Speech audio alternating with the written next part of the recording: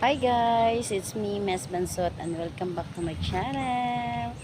For today's video, tara samahan nyo ako dahil may papakita ako sa inyong prutas na kakaiba na hindi natin makikita palagi sa paligid. Tara, let's go! So ngayon guys, tatawid tayo dyan. Yan yung sapa. Ayun, may tulay dun. Yan, dyan tayo aakit ngayon. Bakit ako lang?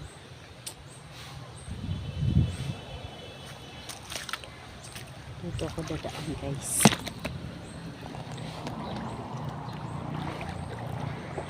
Medyo malalim siya.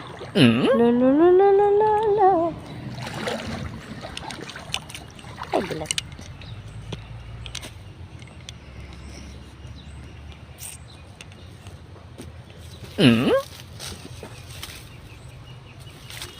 Ay.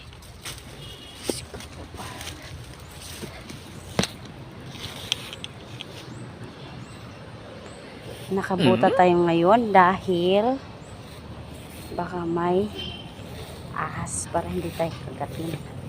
Kung may maapakan man tayo. So ayan guys, may nakita tayong bagong laglag. Nakita na yun. So may bubuksan natin at ating titikman. So ayan na guys, yung kanyang laman, para siyang amoy guyaba, no? Pero hindi ko alam ang lasa. Ito ay tinatawag na mabulo or velvet apple. Yan guys, so